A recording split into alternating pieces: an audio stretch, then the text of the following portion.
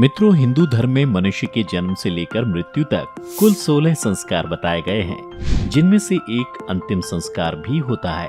इन सारी चीजों के बारे में सनातन धर्म के 18 पुराणों में से एक गरुड़ पुराण में विस्तार से बताया गया है, जिसमें यह बताया गया है कि मृत्यु के बाद घर में क्यों नहीं जलता चूल्हा।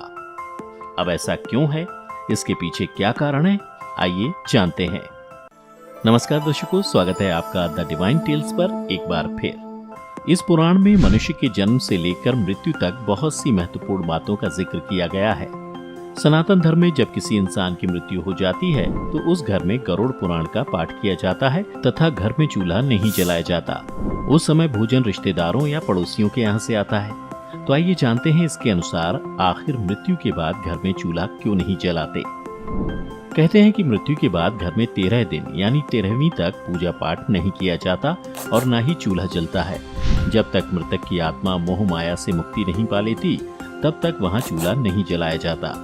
इसके साथ ही यह भी कहा जाता है कि किसी की मौत के बाद उसके घर में खाना इसलिए नहीं बनता ताकि परिजन के सदस्य साथ बैठकर इस दुख का सामना कर सकें। और तो और गरुड़ पुराण में साफ साफ बताया गया है कि जब तक मृतक का अंतिम संस्कार ना हो जाए तब तक उस घर में चूल्हा नहीं जलाना चाहिए, क्योंकि ऐसा करने से मरने वाले व्यक्ति की आत्मा को कष्ट व दुख पहुंचता है।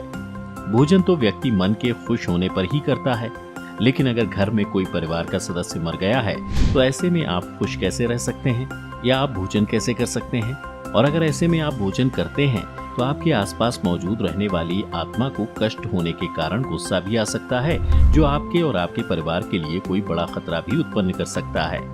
इसलिए सभी तरह के खतरों से लोगों को बचाए रखने के लिए चूल्हा जलाना निषेध माना गया है।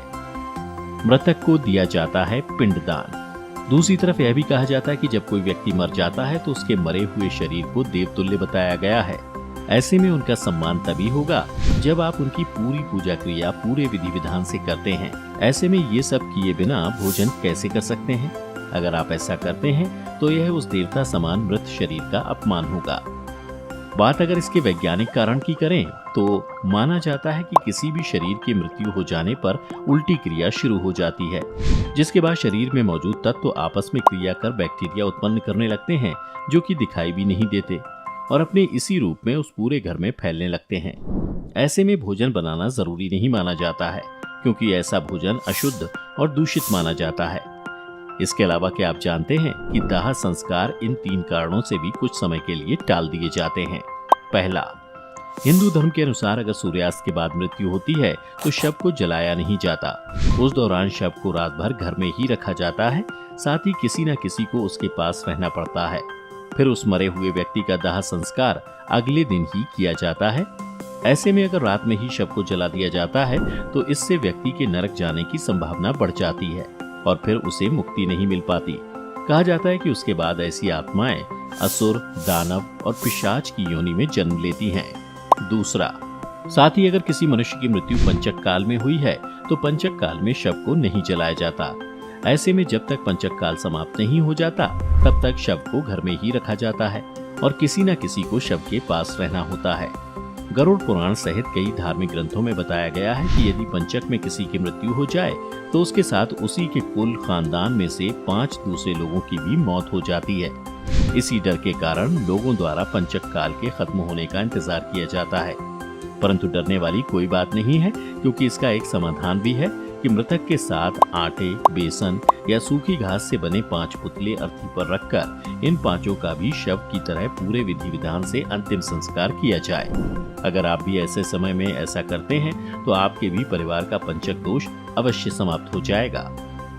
तीसरा, अगर कोई मर गया है परंतु उनका दाह संस्कार करने के लिए उनका पुत्र या पुत्री पास नहीं है, बल्कि वो कहीं दूर रहते हैं, तो ऐसे में उनके आने का इंतजार किया जाता है और तब भी शव को घर में ही रखा जाता है। वह उस समय भी किसी न किसी को शव के पास रहना होता है, क्योंकि कहा जाता है कि पुत्र या पुत्री के हाथों दाह संस्कार होने के बाद ही मृतक की आत्मा को शांति मिलती है, वरना उस व्यक्ति की आत्मा भटकती रहती है, जो कि कभी कभी बड़ा खतरा भी बन जाती है।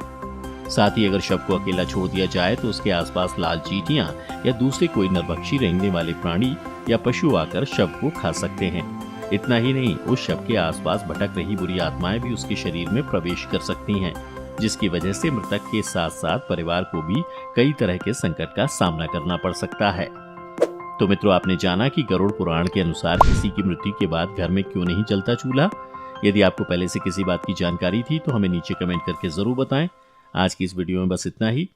हम उम्मीद करते हैं कि हमारी वीडियो के जरिए आपको कई सवालों के जवाब मिल गए होंगे। अगर ये वीडियो पसंद आई हो तो इसे लाइक और शेयर जरूर कीजिएगा। अगर आपने हमारे चैनल को सब्सक्राइब नहीं किया है तो जरूर करिए। इसके साथ ही मुझे दें इजाजत। इस वीडियो को अंत तक देखने के लिए आपका बहुत बहुत शुक्रिया। और हाँ, अब आप हमारे सभी वीडियो फेसबुक पर भी देख सकते हैं, जिसके लिए आपको फेसबुक पर द डिवाइन टेल्स के पेज को लाइक और फॉलो करना होगा।